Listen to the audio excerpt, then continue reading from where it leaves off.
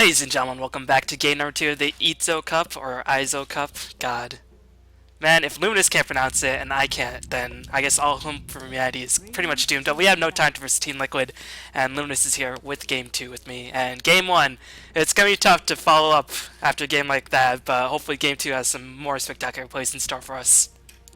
Yeah, game one was kind of insane, but let's see if Team Liquid's going to allow NoTidehunter to have a similar draft, and if that's the case, whether they could pick better heroes, because I felt like draft really limited Team Liquid's play in game one, but right off the get-go, they banned out Lone Druid, and that was a big part of that push coming out from NoTidehunter in game one. Yeah, Liquid completely shut down laning phase. Actually, at 23 minutes in, Lone Druid was still level 8. He didn't hit level 9 for the longest time. But when it came down to killing the buildings, there are very few heroes in the game that can do it like a bear can. And NoTidehunter got about the Wisp, knowing that it is one of Liquid's heroes, and I guess they don't have a place for Wisp in their lineup. But NoTidehunter have been drafting very versatile drafts lately, and we'll see if they pick up Aki Chen, they're probably going to push in again.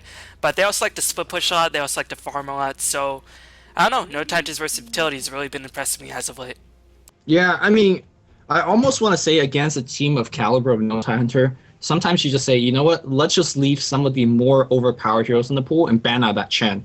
I mean, that sounds a little bit dangerous because you're giving them, let's say, Magnus plus Life Stealer, Magnus, Nyx Assassin, Keeper, Nyx. There's an insane combination of some of the more overpowered heroes, but keeping away that Chen also, well, we saw what happened in game one. And even though Chen didn't have the most spectacular game, Chen's not one of those heroes that put his name all over the scoreboard. He's one of those unsung heroes in a sense. And I feel like if we're going to go back to Team Liquid here on the first and second pick for NoTidehunter, we're going to see a Chen pick very, very soon.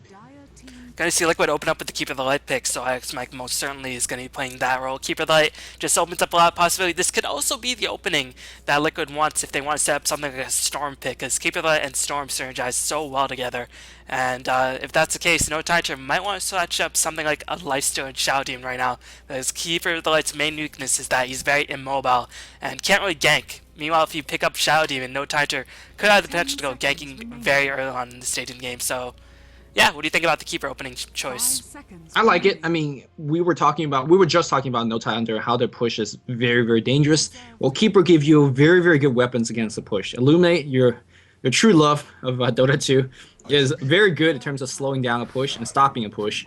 Recall is going to allow you to have your split push going on, which is inherently very good against pushing if your split push is good enough yourself. And last but not least, Blinding Light. Well, 5 seconds, 80% miss chance. That's pretty good against a push last time in check as well.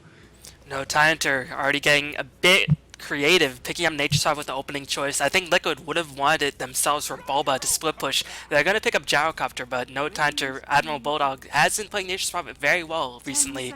And whenever NoTidehunter pick up Nature Swap, they always get some other split pushing carry with them.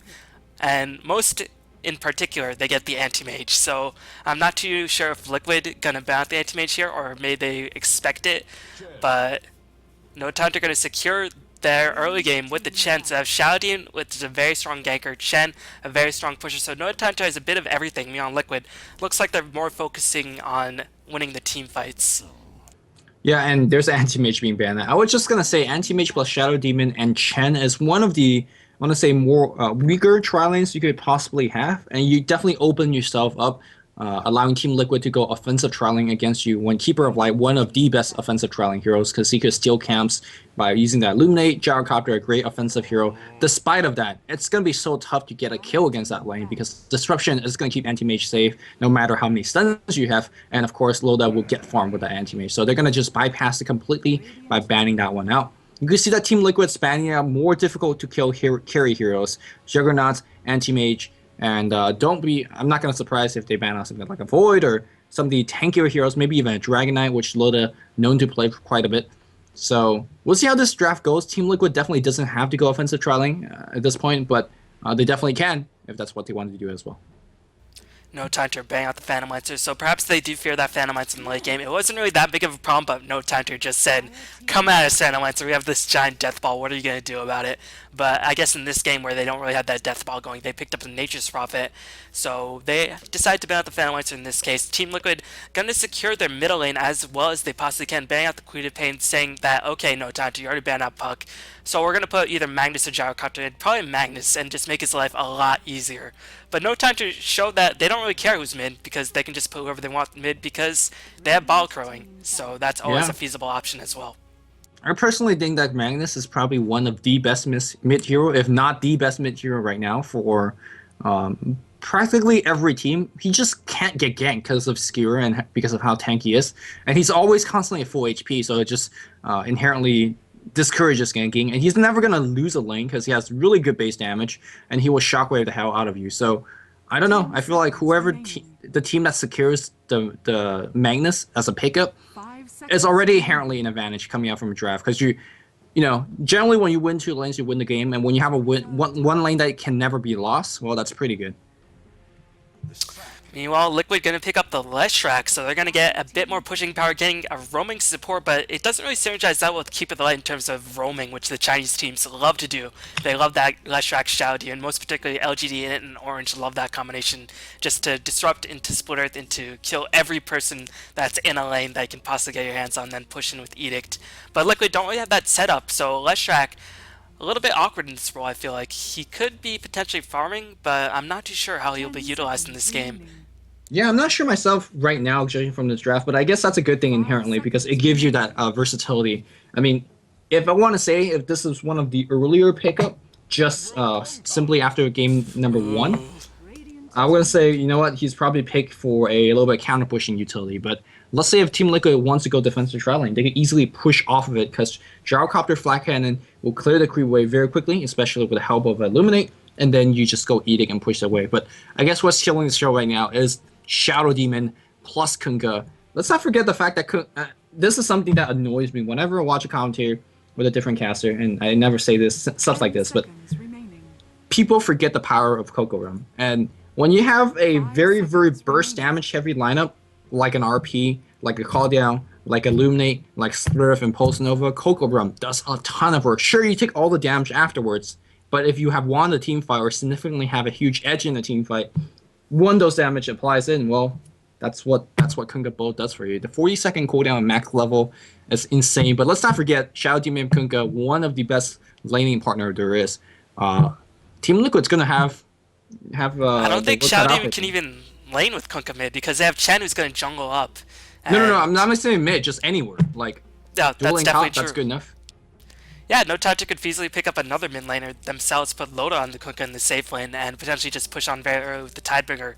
But yeah, NoTidehunter channeling a bit the inner Q-pad, and actually, I think Sing Sing said in one of his answers why he likes Kunkka so much is just because of that reason. You don't even need to hit the boat, as long as you get that buff going on with the Rum. And keep in mind, it gives you 10% move speed as well with such a short cooldown. Like you mentioned, it does all those added benefits, and it'll just do a lot of work against these heroes like on Liquid, who do have a lot of burst damage. It'll help reduce the Illuminate. But NoTidehunter, I feel like they need to have a little bit more other than this Kunkka, and they definitely have the last pick as Liquid gonna pick up the Vengeful Spirit. So I guess it might be a farming Leshrac or a farming Venge in this case, because I'm not too sure how they'll lane otherwise. They might go aggressive, knowing that there's a Chen in the other lane, put Gyrocopter in the safe lane, saying you got this against Nature's Prophet. But yeah, farming Leshrac, aggressive trial, and this is something that we've seen the Asians do from time to time, but how will NoTidehunter respond to this? That's my main question. I mean, it's definitely going to pressure Aki quite a bit because you want to make sure that the duel lane's safe. And do look towards Aki maybe farming less, but positioning himself a little bit closer to the top lane. But in terms of hero pickup, I think you just want to pick up very mobile mid lane, maybe a Queen of Pain. Oh, it's banned out, so never mind. Puck is also banned out. S4 Zero's kind of being slashed apart. He also plays Juggernaut mid. I think Night Stalker could be a decent option here. Well, Night Stalker is decent, but they're going to be starting to lack a little bit AoE as well, which I'm not sure. Yeah, I'm a little bit confused in terms of what they can pick up. A lot of S4 heroes are not here. Dark Sarah could be a decent mid, although I don't know. I have no guesses. Your guess is as good as mine. Yeah, NoTidehunter on the dire side, so Darkseer can't really go into the jungle as easily. So NoTidehunter thinking long and hard. They might be forced to put Kunkka in the mid lane, but I have not actually seen an S4 Kunkka. I'm sure he can play it admirably. I mean, you could definitely dual lane mid too. You could definitely dual lane mid as well. But then the top lane will just get absolutely demolished if no, Liquid you just pick does a very defensive hero, like a Weaver or something like that, and he just sit in top lane farm. I don't see the issue against that. but he won't get farm if he is pressured by an aggressive Tron. Well, I mean, yeah, there are definitely options. He'll get experience if that, Yeah. so that's better than nothing. I mean, if the trialing doesn't get killed offensively, like that trialing's not winning, so you're okay. But it's gonna be a nice soccer, so good guess on that. It's gonna be a very, very tanky hero, first of all, but more importantly, if he ever gets a good rune up top, your trialing's getting decimated. So Team Liquid, if they want to run offensive, and seems like that's their only choice, given the fact that you can't really do anything else with this draft. They have to get something done really, really early, and I'm not too sure what Avenge, Leshrac, as well as a Keeper of Life, who inherently are very squishy heroes, can get too much done. Well, keep in mind, NoTidehunter want to do stuff early. They have Nature's Prophet, but, I mean, Aki not going to really be that favorable. And unless S4 gets himself something like a fast basher, or if he does go for armor build, he can transition to the mid-game.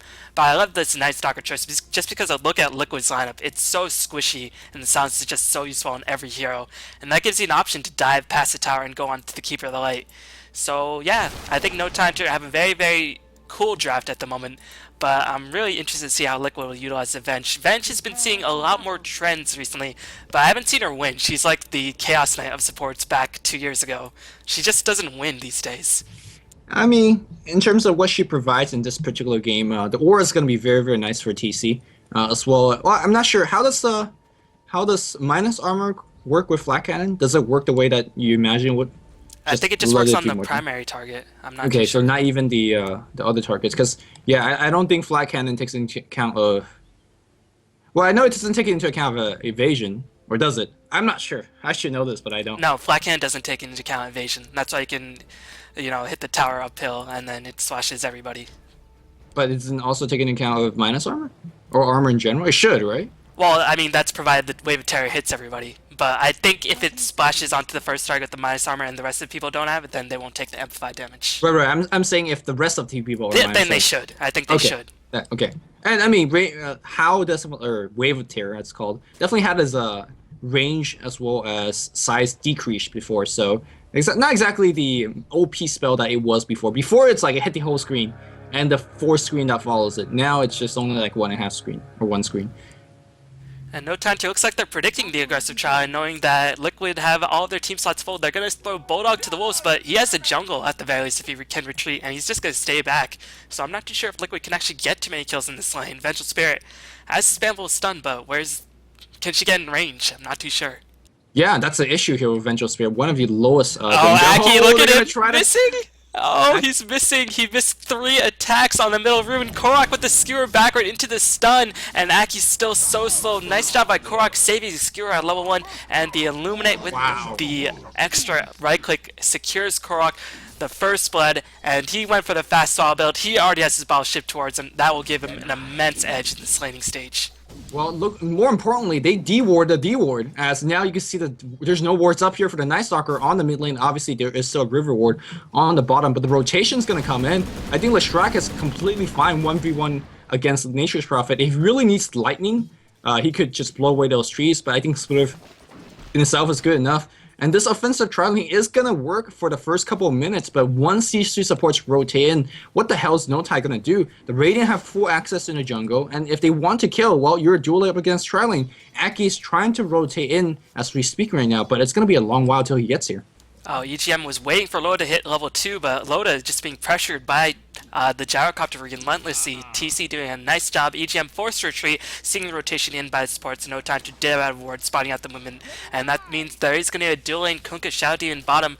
This lane probably won't be shut down that badly, but there's a lot of potential to kill this lane just because of the stun and the rocket barrage. So actually Kunkka might be forced to transition to a different lane or just feed that lane to the wolves, as meanwhile on the top lane, Bulba being driven back, as Leshrac should theoretically be able to hold his own, but he's quite squishy, and Lightning at level 1. Keep in mind the Treants do have pretty strong spell reduction. I think it's 25. It got reduced from 33.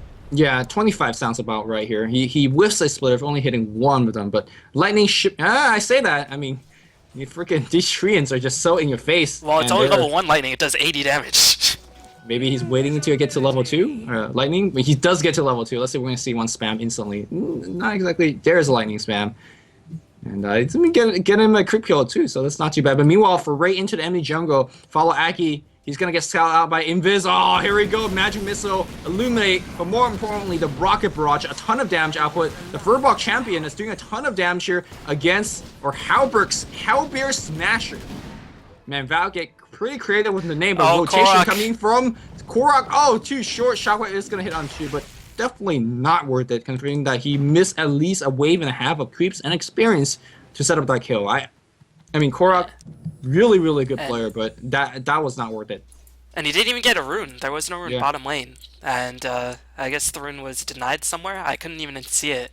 But yeah, that is going to give S4 a big edge back in this lane. Actually, S4 was winning lane regardless, as now he has 15 CS compared to Korok's 7, despite Korok getting that first blood. And S4, you don't want to give him room for his Night Stalker to get going in the early stages of the game. And Korok, like you said, his experience growth reduced greatly. You can see S4 already a full level ahead of him. And it's probably not going to get better until that first night comes around and S4 does decide to roam. Yeah, I mean, like I said in the draft, you expect a Magnus to go even, if not win the lane every time, and this is something that is even unthinkable. Korok losing that mid lane as Magnus after getting a first blood. You talked about the bottle quickly coming in, but a big part of that was Aki sending a Furbok warrior to the mid lane to drop 1 or 2 clap against Korok and basically zone him out of lane, giving the Night Stalker a ton of free farm. And now he's actually catching back up. No, he's actually leading. Look at this level 5 to almost a level 4 Magnus. Magnus having a huge trouble here. And he's bottle curling just like Night Stalker is, but Night Stalker does nuke hurt quite a bit once he gets up to level 5. You know, Bulba can't really spam himself out of the lane because that courier is just going on overtime. Cluckles, please flap your wings or fuel up your jetpacks because you are not getting that ball delivered to Bulba, and that means Nature's probably getting absolute free farm. And actually, you are going to see a rotation by Loda, so NoTidehunter actually looking pretty solid in their first 2 lanes. Bulldog might even be able to go to the bot lane, well, most likely will go into the jungle, went for the Basilius, so not going to go for that Midas Rush.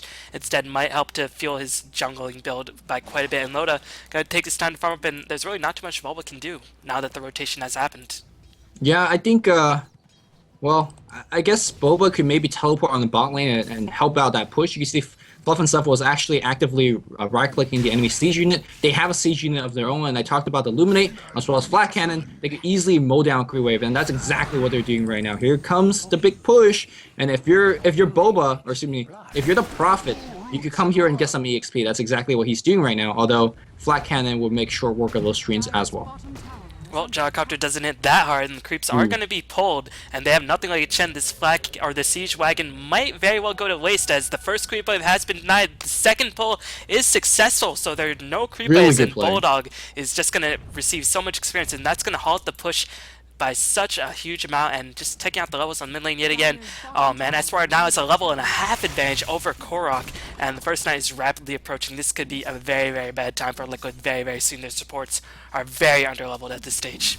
Yeah, how ironic to say that Team Liquid got 2 early game kills, but in the next 5 minutes or so, they're going to be in big trouble because we didn't expect Prophet to win the lane against Boba, and we never expected Korok to lose the lane mid as Magnus. And there's no kills that really happen in those lanes. It's just the better last hitting, the better harassing. Here we go. They want to get a kill against S4 mid here. Shockwave on top, skewer forward, but they need another.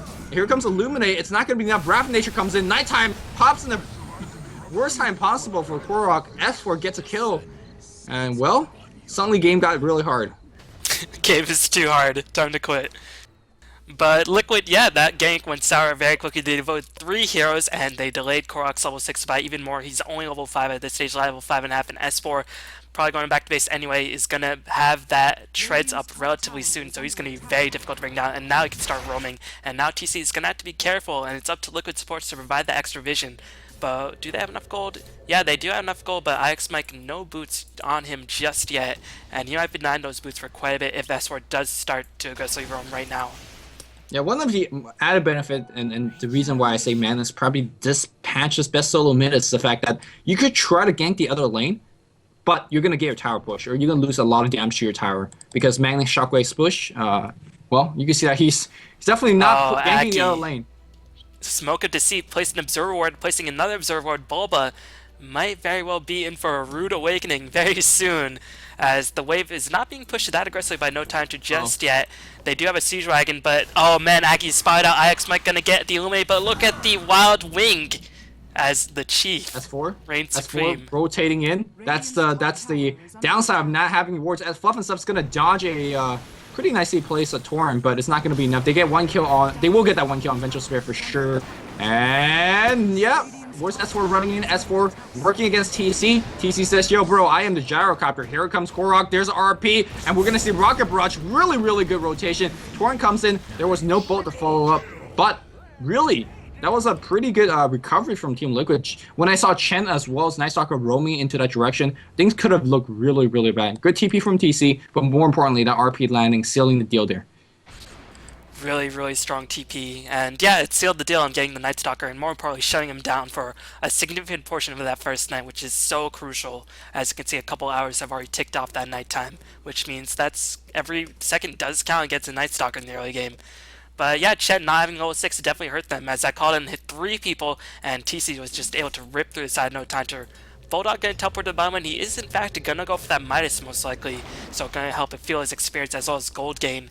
Meanwhile, teleport bottom, that is gonna be Bulba, maybe perhaps setting up a gank, but he can't do anything by himself. S4 might commence the dive very, very soon if he did eventually catch the Eizo on the teleport, but no, he's just gonna roam the jungle instead. And NoTidehunter, they did not see the ward. S4 teleport was spotted out, and they're going to initiate on S4. Fluff going to get the magic missile. Here comes the call out in place missile. The homing missile is in place. The call out actually whiffs. S4 might very well be able to escape the shockwave. Whiffs, but the skewer.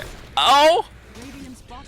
Bulba with the landing strike. Bulba was there because Korok was missing a ton of spells. I don't even know what's another way to put it. I have to say, impressive play for TC both games so far. He's just like, as a carry player, not only getting his prerequisite farm or requisite farm, he's always there at the right position, getting these kills, making sure that his supports are not dying. A lot of carry players forget, oh, I just need to farm. If your supports are dying, it makes your carrying job a lot harder later on, right? Not only is he making sure his supports are not dying, he's getting the kill against the enemy hero, so just really, really good play from TC. Level 1 Edict might be enough to bring down this tower. Bulbo did go for the laning build against Nature's Prophet, but we're going to see a counter push in kind on the top lane. Mike trying to delay the inevitable with that Illuminate spam, but I think this tower will eventually perish. Yeah, Aki is in position, has the Hand of God, as well as that Hellbear Smasher, and it is smashing through that tower.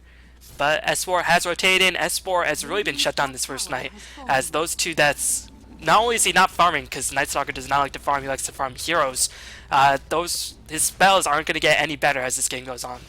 Yeah, and that's one of the bigger weaknesses of Night Stalker, and the reason we don't see Night Stalker too much in this current metagame. Generally, in the solo mid position, you want a hero that not only will not lose a mid lane, and the thing is, you don't lose a mid lane, not win the mid lane. I know that's a mouthful, even for me to say.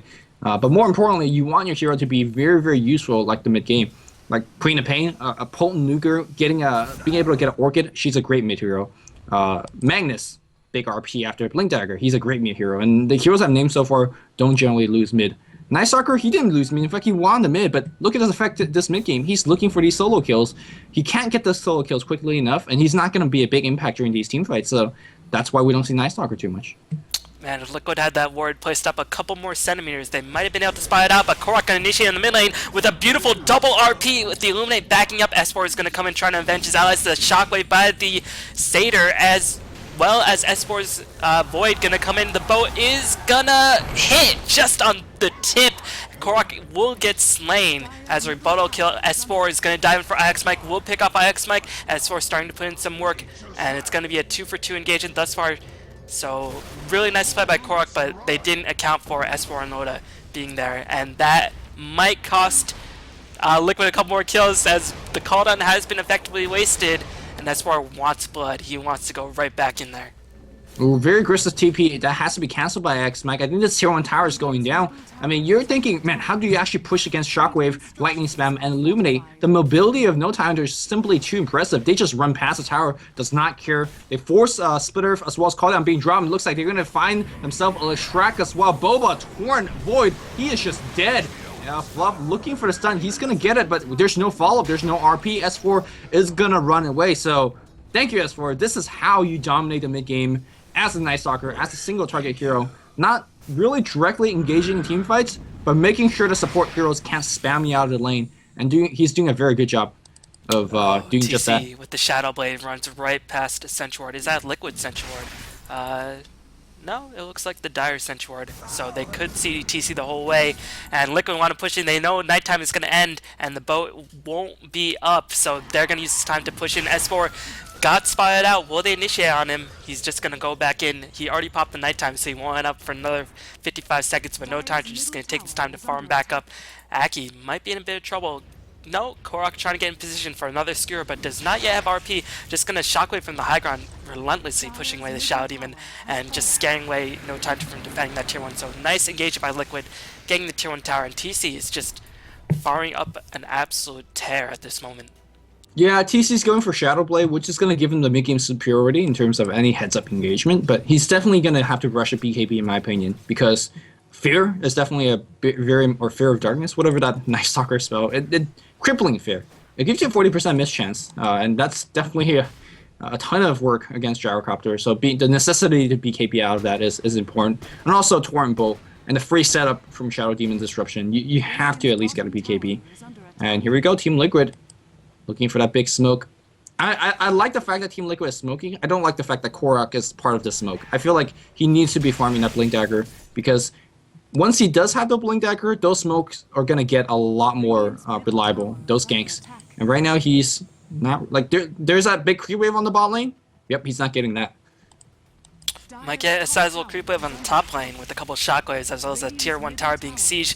Kunkka does manage to get the last hit on the middle tower, and actually Keeper of the Light managed to get that top wave, so Korok's dagger will be delayed even more indefinitely. Gyrocopter does manage to pick up the last hit, so that's very nice for TC. They're going to try to defend this bottom tower. S4 is trying to get in position, has that little one of darkness. Will he use it? No, he does not. He's going to go for the armlet, because his early game was not really the best. He had a pretty solid second half of the first night, so to speak, but really wants that reliable DPS, get himself a bit more HP, because at this point in the game, the spells do hurt quite a bit. Edict, Illuminate, Shockwave, they all hurt by a tremendous amount. Not if you have the Coco Rum. Yeah, but at this stage in the game, you can only really get one boat every team fight. Yeah. I'm just being a dick, but yeah, I agree with what you're saying. Korok, by the way, farming and his own jungle, and critically giving the farm here to Boba, as well as Fluff and stuff on the mid lane. Speaking of supports, I was actually quite worried about how the supports are leveled from both sides, but seems like they have picked up quite a bit. EGM support play has been pretty impressive this game. He was level 3 when the Vengeful Spirit was level 4, and since then he's now 7, and Fluff is only 6. And Vengeful Spirit, as well as, in my opinion, Keeper of Light, are support heroes that really requires a ton of EXP. And the rate that these supports are growing, I'm not sure whether you could keep up with the usefulness of a Chen as well as a Shadow Demon later on, about, let's say, 25 minutes to 30 minutes in. You really want level 11 on both these supports, and I don't see them picking it up, to be honest. Yeah, Vengeful Spirit especially wants that Command Aura, that Terror, the max level of Magic Missile, maybe not so much, but that extra damage definitely does not hurt. He got 2 points, and is going to go back into that Vengeance Aura, but more importantly, the swap. 600 range, not really the best, most reliable initiation. 900 range is so much more impressive, as Liquid gonna get the recall TC going. TC gonna initiate, gonna with the second hit of the call down, and Bulba trying to go to work, gets one lightning. Loda gonna get healed up by the Hand of God, as S4 trying to initiate, gonna take a lot of nuke spam, has the haste rune, so doesn't even need to pop darkness at this moment. And Liquid using a lot of nukes is just going to scare NoTidehunter away. The question is, NoTidehunter, do they want to take this? Korok hiding himself in the trees, has the dagger up on the back of all those tower kills, so if NoTidehunter charging recklessly, this could be their doom.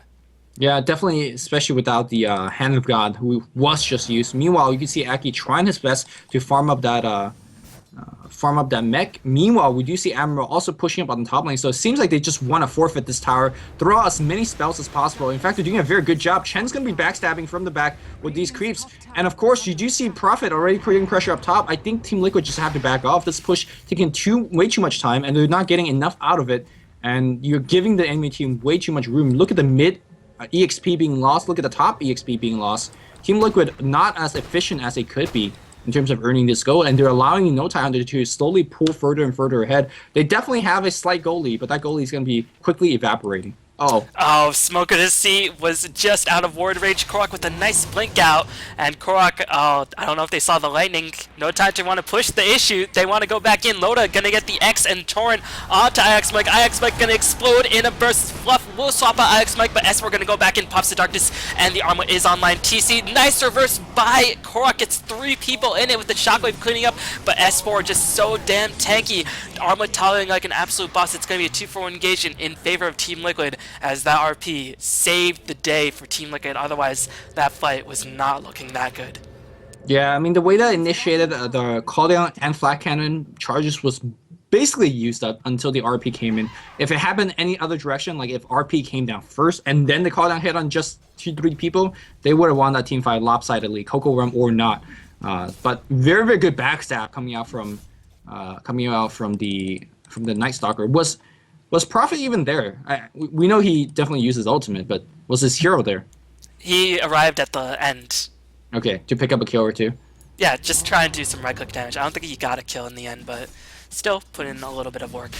Yeah, I mean, you can't expect a Nature's Prophet to do too much at this point, aside from getting a couple of right clicks, but I feel like he's being granted too much room. This current metagame, the games are fairly passive early on. We talked about the mid solos, not looking to gank too much, mostly trading farm. You bought a crow, I bought a crow, and that's why we see a hero like Prophet, who generally takes a long time to start up to be effective, get that room to actually be effective. I mean, if you look at a hero like this, Nature's Prophet, we're 18 minutes in the game, he has a Shadow Blade completed just now, and Hannah Midas is effectively not doing anything for his team, but still, he has a room to do that because how the metagame is fairly slow right now. 18 minutes in, 17 kills, and a couple of towers being marked down. I cannot see it like this. Maybe like TI2, for example. Although Prophet was very popular back in TI2 as well. He was popular for a different reason. Yeah, and one thing that was a big concern for Liquid is that TC did die in the last engagement. I mean, sure, you lost the Kunkka, but Kunkka has a Vanguard, has drums, and Loda just going all out tank once again, relying on S4 and Admiral Bulldog to provide the bulk of the DPS at this point. And the fact of the matter is that TC died, his BKB is delayed, gonna try to work his way towards the BKB, but Second Night is about to pop very soon. It's gonna pop right now, and this is where S4 is gonna roam supreme. Nice play by Korok getting the deny on the bottom tower after Bulldog tried to backstab it. But still, this has got to be a worrying point in the game, especially when 2 supports are only level 8, and S4 has a finished armlet and is going to probably work towards the BKB next. Yeah, I completely agree with you here. I think Gyro's death means a lot more than the Kunkka, because Kunkka has a lot more backup from his team. Gyrocopter, he is the DPS, he is the tank, he's going to be doing a lot for his team, and I'm not sure whether he can do it. His farm is very, very good. 20 minutes in, having 135 kills, but more importantly, 3-1 and 4. That's a score that you could be proud of at this stage of the game, considering how the game is going. But I mean, Vengeful Spirit, Keeper of Light, these are not supports that you are too comfortable taking deep into the game when they're under level, and that's exactly what they are. We might need to have Boba to go really big. Unfortunately, it doesn't have the farm or the kill score to do it. And meanwhile, Magnus, who shown the fact that he's not afraid to go for a semi-carry Magnus DPS build last game, is not going for that one. I think this is a great time to go with DPS Magnus, but seems like he's going to be picking up the drums to help the team a little bit more as well. Doesn't this ward spot out the other side of the river? I think Liquid might have seen the smoke, but they're still staying in. I'm not too sure what they're doing. Oh my god, if IXMI gets picked off here, as well as Boba, they're losing a ton of damage. Yeah, that Keeper that Illuminate just does so much work, and Loda looking to get in position for the Bulba, gonna get initiated on. Here comes the Void. Blind Light gonna be used, Swap gonna be used as well. Here comes the boat, TC with the fish BK, and just in the good time, Loda's gonna get RP, but look at the damage being not taken on NoTidehunter. Like you said, that rum just fueling that booze fueled. They just don't care. That's what it means, and oh, Korok is gonna get completely massacred. X marks the spot, means you cannot run, you cannot hide. And man, TC first BK usage, no kills because of that rum. Well, Coca Rum, I'm telling you, one of the more underrated abilities. Not Coca Rum anymore, just Kunkka Rum. Is it called Kunkka Rum now? Yeah, he's not Coco, he's just Kunkka. He was never Coco. No, he was Coco in Dota 1, right? Was he? He was Admiral Kunkka, the Admiral, that's it. Well, I think it was Coco Rum in Dota 1. That's where you got it, but I think it's just Kunkka Rum now. It will always be Coca Rum to me, so. Anyways, great smoke gang from NoTide. The bolt, again, it does not even have Lumi, doesn't this ward see it across the river? Because Loda is definitely in range. Which ward? The Radiant ward. across the river.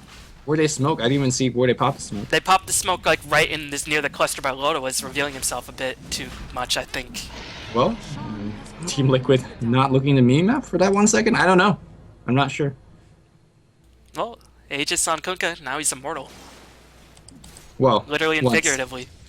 He's immortal for once, but that once is going to be big enough. Especially, I mean, the cool thing about Kunkka, especially the build that he's getting right now, is he is going to still be a huge damaging source. Look at this particular build. He's playing like an initiator. He's maxing X marks the spot over Torrent. Like, he's not expected to do the damage output because Liquid is so squishy. Vengeful Spirit, Keeper of Light, Gyrocopter, as well as Leshrac. This is not a tanky team. As long as they catch one person out, that one person is dead.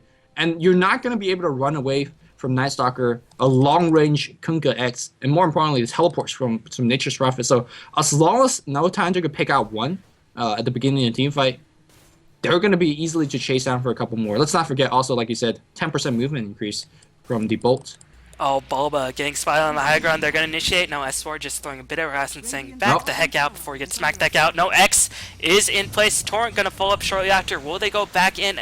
No, they're just going to scare Bulba away, but here comes rotation by TC. Korok is smoked up. They don't know where Korok is. Dust is going to be popped by EGM. Can they escape safely?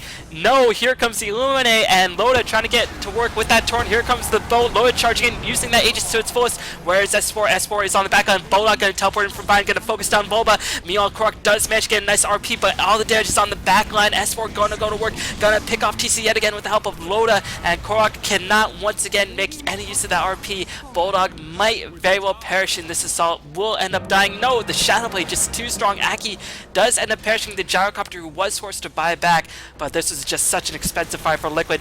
They might kill Loda a second time. That might help to ease their suffering by just a bit. They will kill off Loda. It's going to be a 3 for 2, all things considered, but TC did buy back. And S4 and Bulldog did not die. Really, really good positioning for Team Liquid. A lot of teams was just completely get outgunned at that point. I think Team Liquid was outgunned. They didn't have the damage output necessarily to burst down Kunkka, but eventually they did it, of course, off the back of some big RP from Korok. But like you said, when the day ends, you're down a couple of BKB charges, had to buy back from Gyrocopter, and did Korok buy back a second time as well? I don't think so. Okay, but what was the most impressive thing about that last team fight was they didn't see Korok smoke up. They had no way of knowing him actually smoked up, who I think he smoked very close to his base.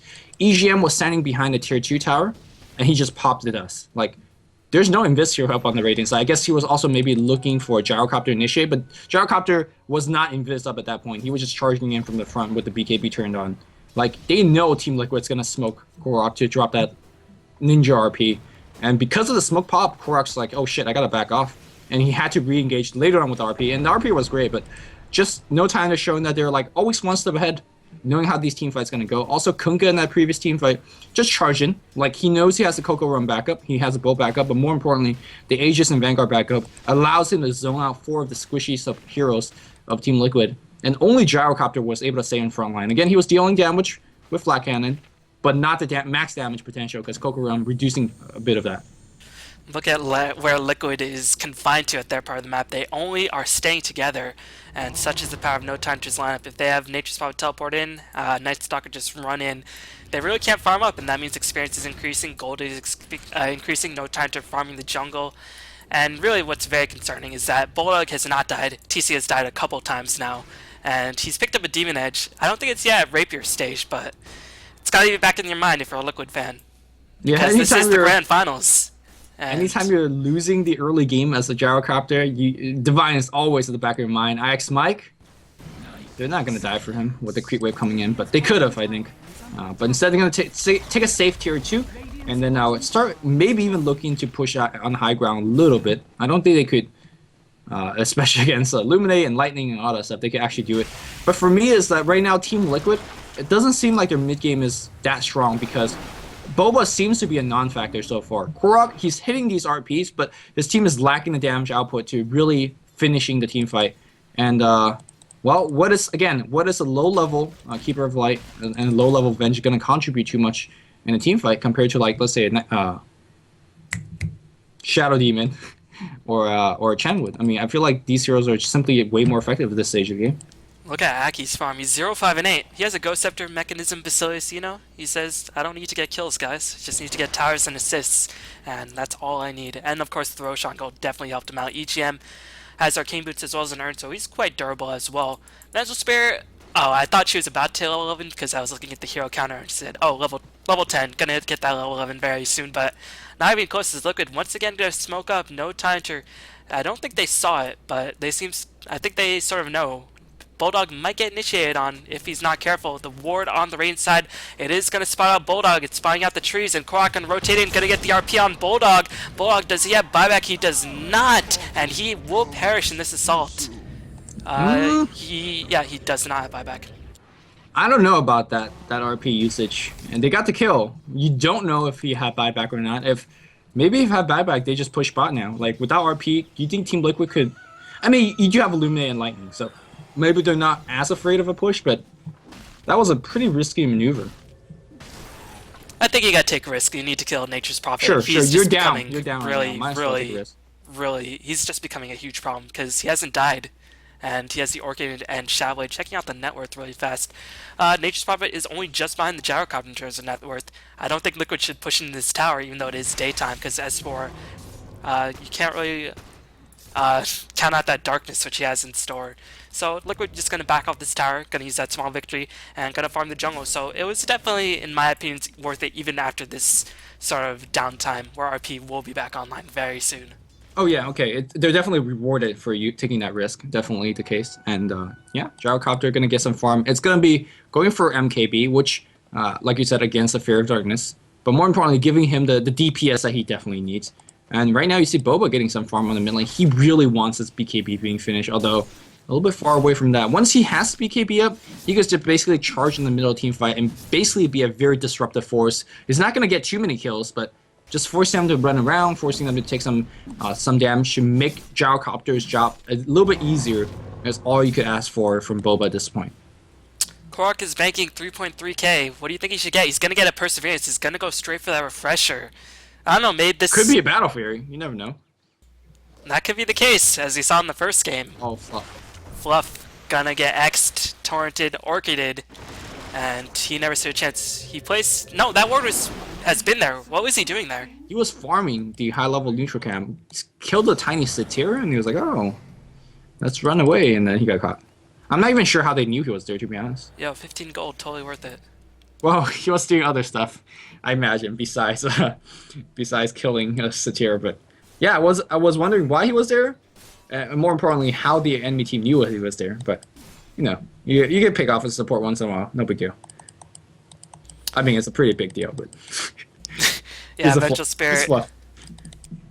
Yo, Lumi will always have that huge man crush. He led him to the USC or UCSD victory. Yeah, man. No, that was Blitz leading us to the victory. Fluff played well too, but I gotta give credit where it's credit due. Blitz was carrying hard that day.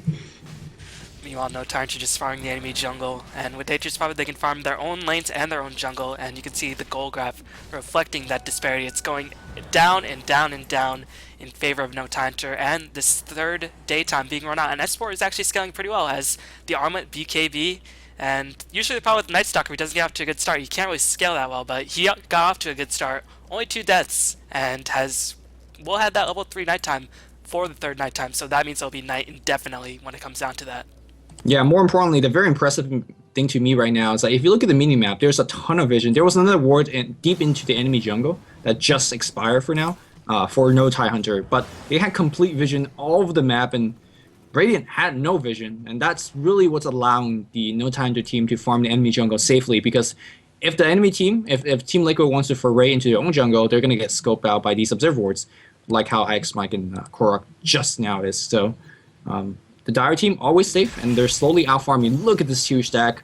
Kunko will more than happily to kind of splash them away. That's another added benefit of having a Chen, is your support could be always in the thick of action, but never miss a single pull. Really, really nice stuff. Yep, so far this game is taking a bit of a lull, but NoTidehunter happy to wait this out. They want that third nighttime out to load up, probably wants a bit more DPS. What does he have? That's going to be a Chrysalis. Bash for S4 is going to be on its way, and Liquid going to smoke up. They have finished the MKB up on TC. Korok does have buyback, but no buyback up on the gyrocopter unless he gets a couple kills. And Roshan, it's gonna respawn right now. Ooh, This could be a crucial engagement. EGM runs right past Korok, gonna skewer EGM backwards, skewers down, disruption gonna delay the inevitable as the blinding light is being used to slow down S4. They are gonna kill off EGM, and Bulba trying to go ham with that BKB, but Kunkka with the boat. TC is completely isolated from the rest of his team, and Kunkka just going to work with these splashes and these cleaves. TC. Uh-oh. EGM Oh. bites back. He finds TC out of position or trying to run away. He cannot run away. Though Loda, he's dropping low, but Vanguard, as more importantly, that Shallow Blade kept him safe. Man, post Nova flat cannon, that did almost no damage under the Koku run, but more importantly, because of the mech and Chen heal, and because the two carriers weren't able to do enough damage, the supports were just on the run. And again, like I said, you can't run from this team. So NoTidehunter perhaps pushing in for the base gyrocopter. He does have buyback, but he doesn't have any back up. He has IX Mech respawning. TC might have to buy back right now, but that's going to be a very, very bad thing for this situation. He desperately needs items, but he is forced to buy back. Otherwise, they will lose the middle barracks, and NTH gonna back off right now. I think it's still daytime technically. EGM gonna be in the wrong place at the wrong time, so that's unfortunate for him, but NoTidehunter more than happy to clean up that huge Roshan engagement. Gonna go back to farming. I don't think they can take on Roshan at this moment since EGM did buy back, but again, Bulldog didn't die, Loda didn't die, and the Night Stalker didn't die, and they're just gonna be more than happy to take all this golden experience and fight another day. Yeah, I'm thinking how Liquid could recover. I feel like they are just under a big farm deficit, and it doesn't seem like they have room to farm. We talked about how the NoTidehunter team could farm in the enemy jungle. Liquid not in position to do that. They're trying to knock down these towers, but I don't think they will get this tower. Wrath of Nature comes in, the Chen creeps will usher your way, and suddenly it's Amber Bulldog on the top lane that's pressuring you and whatnot. I think Team Liquid gotta back off now.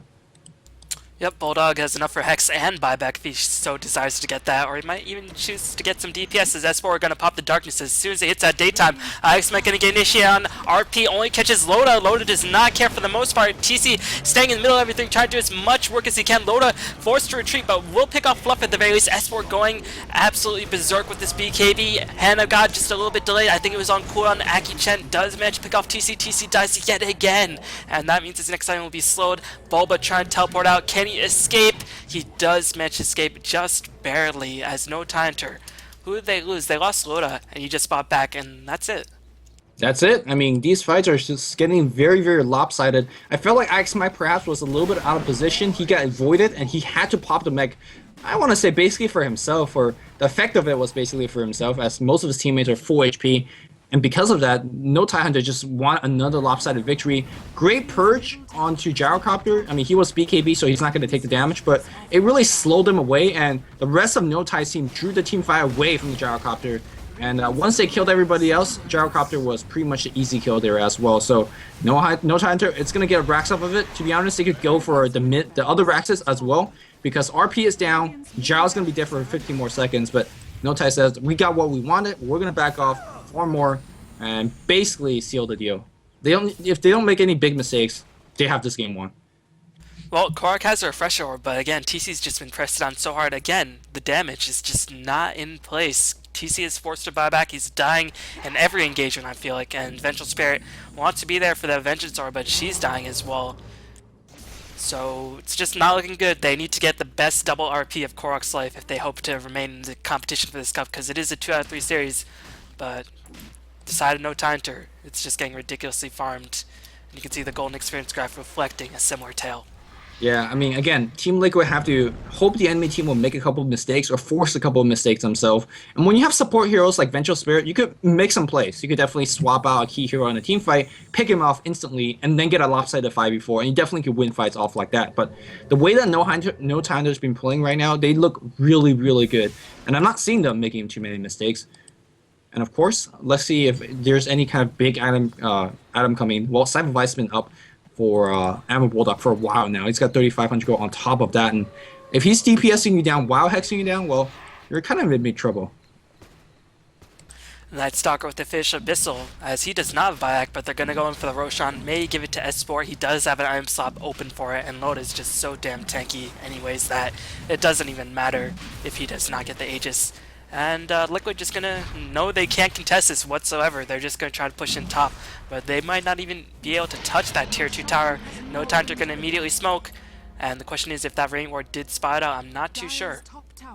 I mean, they're prepared to fight this, right? If they're making a push, Admiral Bulldog runs right into Korok. Korok, do they detect him? Do they have detection? There's a Dustin on him. If you get to kill him right now, it's actually pretty big. They won't get the kill on him, but they have used TC's BKB. It's time to back off here. TC gets perched up. He's slowed down. Where's the RP? RP is going to grab two. Great start of the team fight here for Team Liquid. Second RP being channeled. He does not have the mana. Barely had it. Did pop it off, but there's a damage. It's gone here. Boba trying to do his thing, but Admiral Bulldog had that buyback. Now he's back. Boba, he's gonna die. He's doing a ton of damage to S4, but S4 getting the necessary support. He gets picked off. The cool thing is, for the Radiant team is, well, they had 3 people living through that one. They force out buyback to kill the Chen, so not necessarily the worst team fight, but imagine how that team fight went, though. They had to use 2 RP, and that's the best. They used 2 RP, and that got an even trade, so it's definitely still not looking too good for Team Liquid. But it's a step up, right? Because before they were just losing this team fight flat out. More importantly, TC did not die, so he's actually finishing him. He got a Helmet of Dominator, which won't help him out too much in the damage department, but help him sustain himself in the team fights. So Liquid throwing a couple punches right back, and 1 RP will be back up in 50 seconds, but the question is if NoTidehunter will allow this time to go through. Loda finishes his own BKB with the Chrysalis. Now he's going to be ridiculously difficult to stop. Aegis still up on S4, so he can charge in defiantly. But they are going to be facing an RP relatively soon. And TH, they probably wrote down the cooldowns. RP not yet up. Liquid can't really fight without it, and if TC gets picked off, I don't think he has buyback right now. He does not. Yeah, and the other thing is you can never count on the double RP hitting 3 or 4. Like, it can happen, and it did happen in that team fight, so good job to Korok. But because the S4 team, well, the NoTidehunter team is so mobile, you can't count on happening. Oh, they're going to initiate on Korok. Blink Scythe, or Global TP Scythe, and Korok, I mean, he's pretty much dead. And I think you push off of this and you win.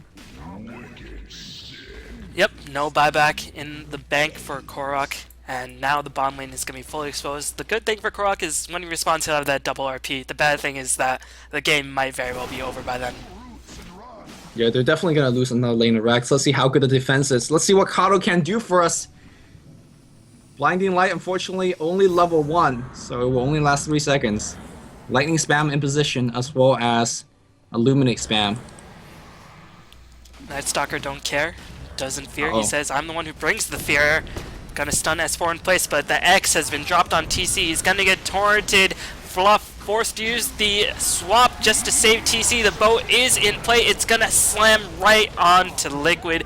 TC gonna get killed, and this should be the GG. Bulba gonna buy back, but Korok is still dead for another 20 seconds. They can't hope to fight this. And GG, and the winners of the Eizo Cup number 2 are gonna be NoTidehunter in convincing fashion in Game 2. Not so much in Game 1. Well, I mean, both of these games are really good one. I felt like NoTidehunter, they had a little bit of a tough early game, just with the first blood and the laning situation, but they recovered quite quickly. And Team Liquid didn't pull big punches this game. Like, they had some decent team fights, but they were always on the losing end of team fights. They lost 1 extra, 2 extra, 1 extra, 2 extra. All these team fights are kind of small victories in NoTidehunter. And NoTide, like you said, didn't make any big mistakes, and they kind of just cruise control the whole way. So, congratulations to NoTide, winning the Eizo Cup. Yeah, they're looking very strong, as they are going to be the Starlighter LAN finals, so you can check that out this weekend. But yeah, if you haven't seen Game 1, it's on Luminous' channel. And yeah, still doing 1 a day for, it's been over 100 days now. You should make a Reddit post, because Reddit posts, why? That's pretty impressive. Reddit, friendly community, man. Yo. Anyway, NTH is going to be should be very happy. They won themselves 1.2k, and Team Liquid going to have to go back to the drawing board because no time to have their number, it seems like. But thanks for watching. He's Luminous, and I'm B1, and we'll see you next time. Peace.